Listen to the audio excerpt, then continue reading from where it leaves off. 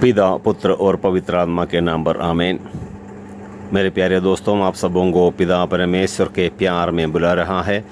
ईसा मसीह अपने हाथ बढ़ाकर हम सबों को आश्वासन और सांत्वना देने के लिए सबको बुला रहा है और मूर्ति का दिन प्रभु के राज्य में हम सबों को बुला रहा है और अब यीशु के साथ रहने के लिए ईश्वर के राज्य में हम सबों को निमंत्रण देने के लिए ही पिता ने अपने पुत्र को इंसान के रूप धारण देकर पृथ्वी पर भेजा। दोस्तों, पहले बार आप लोग वीडियो देख रहे हैं, कृपया करके सब्सक्राइब कीजिए, लाइक कीजिए और दूसरों को पहुंच जाने के लिए शेयर कीजिए, जिससे हम आशीर्वाद पाए। क्योंकि प्रभु का इच्छा है, प्रभु का वचन, पिता की महिमा सारे लोग, सारे मानव दे। क्योंकि प्रभु ने अपना प्रतिरूप हम सबों को बनाया, लेकिन प्रतिरूप बनाए सारे इंसान ईश्वर से बहुत दूर चला गया, बहुत आगे बढ़ गया, प्रभु से आगे। प्रभु से जितना दूर चला गया उतना ही लोग मूर्खता, बीमार, परेशानियां, समस्याओं का सामना करना पड़ता है। क्योंकि स्वर्ग से शैतान ईश्वर से बहुत दूर चला गया। जब स्वर्गदूत ईश्वर से दूर हुआ, उसको शैतान या इब्लीस कहलाता हुए पृथ्वी पर पटक दिया। स्वर्ग में उन्हें कोई जगह नहीं रहा, इसलिए उन्हें शैतान नाम दिया। इस दुनिया में जो शैतान के पक्ष में जाते हैं उनको बहुत सारे परेशानियां माना शुरू करते हैं। स्तोत्र ग्रंथ 38:6 में हम पढ़ता है, मेरी मूर्खता के कारण मेरे घावों में पीप पड़ गई और उनसे दुर्गंध आती है। मैं झुक गया हूँ, अत्यंत दुर्बल हूँ और दिन भर उदास चलता फिरता हूँ। मेरे दोस्तों, जो प्रभु से आगे बढ़ता है, प्रभु से अलग हो जाता है, इतना दूर चले जाता है इंसान, अपने प्रतिरूप जो बना इंसान उस ईश्वर को नहीं जानता है, बल्कि शैतान को, जो ईश्वर के शत्रु है, ईश्वर को शत्रु के रूप में मानता है, उसी शैतान के पक्ष लेकर हार बुराई करते करते प्रभु से बहुत दूर हो गया। प्रभु का वचन सिखा रहा है, इंसान अपने मूर्खता के कारण उनके शरीर में घाव पड़ गए और घावों में पी पड़ गए हैं और उसी में से बहुत दुर्गंध आती है, दर्द पीड़ा सह रहा है। क्योंकि उनका वो झुक गए हैं, अत्यंत दुर्बल हो गया है, उनका शक्ति पूरा समाप्त हो गया और दिन भर उदास चलता फिरता हूँ। क्योंकि ईश्वर से जो दूर हो गया वे उदास दुर्बल हो गया। प्रभु ने प्रेरितों से कहा, तुम शक्तिशाली हो, तुम शक्तिशाली हो। जो प्रभु के वचन जिनके पास पहुँचे हैं वे सब शक्तिशाली है। युवकों, तुम शक्तिशाली हो क्योंकि तुम्हारे अंदर ईश्वर का वचन है। जिसके अंदर प्रभु का वचन, जो लोग प्रभु के वचन पर चलता है वे इस दुनिया में भी शक्तिशाली बनेगा। शक्तिशाली का मतलब दूसरों का मुंह तोड़ने का नहीं, दांत निकालने का नहीं, दूसरों का हड्डी तोड़ने का नहीं, बल्कि वही शक्तिशाली है जो आध्यात्मिक शक्तिशाली। जब ये संकट आता है, दुर्घटना आता है, जो अंबर अत्याचार किया जाता है, तब उसको क्षमा करता है। जो अत्याचारियों के लिए प्रार्थना करता है और उसको भी प्यार करता है, ये सब आध्यात्मिक शक्ति है। इसलिए प्रभु यीशु को देखो, सूली पर उसने पिता को पुकार कर कहता है, पिता, जो मेरे मुंह में थूकता है, जो मेरे कपड़े उतारा और कोड़ों से मारा है, हाथ पैरों पर कीलें टोका है, मुझ पर जो उपहास कर रहा है, निंदा कर रहा है, उन सबों को क्षमा कर पिता, क्योंकि ये नहीं जानता है क्या कर रहा है। मैं हूँ सच्चे ईश्वर में सच सारे सृष्टिकर्ता के साथ, पिता परमेश्वर के साथ रहने वाले, पिता के गोद में रहने वाले एकलौते पुत्र है करके इनको नहीं मालूम, इसलिए पिता इनको क्षमा कीजिए। देखो दोस्तों, जब अत्याचार, वेदना, दुख, दर्द का सामना करता है तब उनको क्षमा करता है, उनके लिए प्रार्थना करता है, तब इंसान शक्तिशाली बनता है। मूर्खता के कारण लोग ईश्वर से अलग हो गया, दूर चला गया, उनके घावों पर से पीप आने लगा और उसी में से दुर्गंध आना शुरू किया, उनका सिर झुक गया, अत्यंत दुर्बल, बलहीन हो गया। क्योंकि वे अपने घमंड के कारण, मेरी आंखों की ज्योति भी बुझ गई है, उसकी आंख की रोशनी समाप्त हुआ। मेरे दोस्तों, तू दंड देकर मनुष्य को सुधारता है। प्रभु यीशु का वचन हमें सिखा रहा है, हमें दंड इसलिए दे रहा है कि हमें सुधारने के लिए। तो दंड देकर मनुष्य को सुधारता है। जो संपत्ति उसे प्रिय है तू उसे मकड़ी के जाले की तरफ नष्ट करता है, क्योंकि मनुष्य श्वास मात्र है। मेरे दोस्तों, प्रभु ईश्वर ने जिसको प्यार करता है, जिसको बचाना चाहता है, उद्धार करना चाहता है, प्रभु उसे दंड देकर सुधारने की कोशिश करता है। इसी प्रकार उसको डंडा मारता है कि जो संपत्ति उसे प्रिय है, तू उसे मकड़ी के जाल की तरफ नष्ट करता है। जैसे मकड़ी के जाल साफ करता है, उसी प्रकार प्रभु यीशु हमें दंड देकर हमारे समस्त धन संपत्ति को उड़ा देता है। जब शैतान इस दुनिया में, कैसे शैतान बना? ईश्वर के संगति में जब घमंडी बना, ईश्वर के पास जब घमंडी बना, तब शैतान, स्वर्गदूत शैतान बना। यजकियेल का नबी अध्याय 28 का 13 में हम पढ़ता है, तुम ईश्वर की वाटिका आदन में रहते थे और तुम्हारे वस्त्र विभिन्न बहुमूल्य रत्नों से विभूषित थे। प्रभु का वचन कहता है, जब शैतान स्वर्ग में था, स्वर्गदूत बनकर, तो ईश्वर की वाटिका आदन में रहते थे और तुम्हारे वस्त्र विभिन्न बहुमूल्य रत्नों से विभूषित थे। जो स्वर्गदूतों का उसके आगे लिखा हुआ माणिक्य, पुखराग और हीरा जैसे 9 रत्नों से विभूषित थे सारे स्वर्गदूत, जो एंजल्स कहते हैं। लेकिन तुम्हारी सृष्टि के दिन से लेकर तब तक जब तुम में पाप पाया गया, तुम्हारा आचरण निर्दोष था। हालेलुया।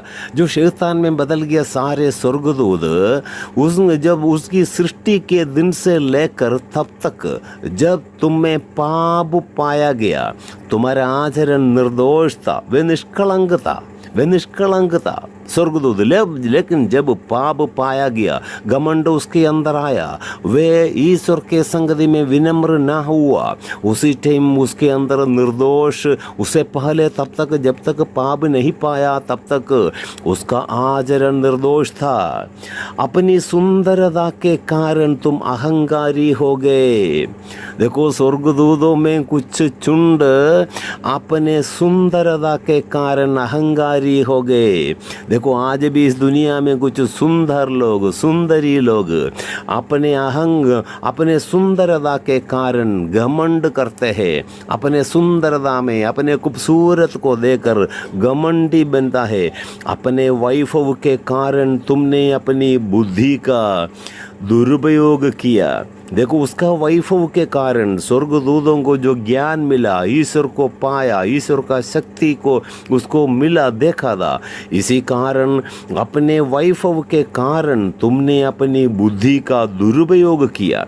उसको जो ज्ञान मिला, उसी ज्ञान उसने दुरुपयोग किया। दुनिया में भी देखो दोस्तों, बहुत से लोग, प्रभु का वचन सुनाने वाला, आध्यात्मिक क्षेत्र में काम करने वाला भी अपना बुद्धि को दुरुपयोग करके बहुत से लोग जो इस शैतान के पक्ष लेने के लिए बुला रहा है। क्योंकि सच्चे ईश्वर के पास आकर रहने में और रहने के लिए पवित्रता की जरूरत है। ये पवित्र जीवन जो बिताना नहीं चाहते हैं, वे शैतान के पक्ष लेता है और देव मूर्तियों के पास जाता है। इंसान की कलाकारी उस देव मूर्ति, क्योंकि वहाँ पर कोई पवित्रता की जरूरत नहीं।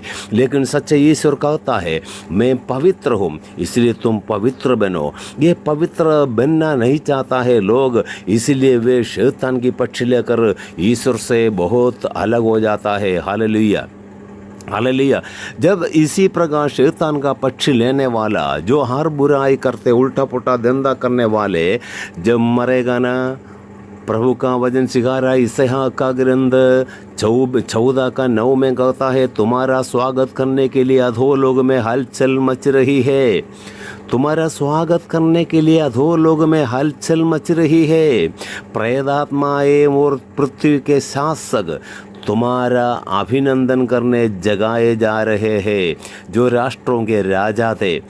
जब जो शैतान के पक्षी लेने वाले, साथ लेने वाला जब मरेगा और तुम्हारे स्वागत करने के लिए अधोलोक में हलचल मच रही है।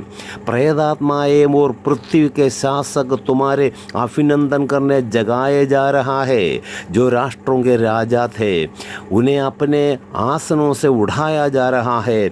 अभी इस दुनिया में बड़े बड़े कुर्सी में बैठने वाला है, लेकिन जो मृत्यु का समय पर इस दुनिया के राजा के प्रेतात्माएं उसको स्वागत करने के लिए जगा दिया जाएगा। दोस्तों देख लें, इसी समय ईश्वर के साथ जुड़े हुए एक नया ज़िंदगी जो नहीं बिताता, जो शैतान के साथ ज़िंदगी बिताकर और उल्टा पुल्टा धंधा करते, गाली देते, दारू पीते, बीड़ी पीते, व्यभिचार करते हैं, चोरी करता है, वो दूसरों पर दोषी, दूसरों को हम जो बुराई करने के बाद दूसरों पर दोषी ठहराते हैं, चुगली मारते हैं, जो घूस घोरी लेता है, ये सब जो धंधा जो प्रभु घृणा करते हैं वो सब शैतान तुमसे करने के लिए प्रेरणा देगा। यदि तुम शैतान के साथ लेकर सारे बुराई करते रहेगा, यह सब अधोलोक में समाप्त हो जाएगा।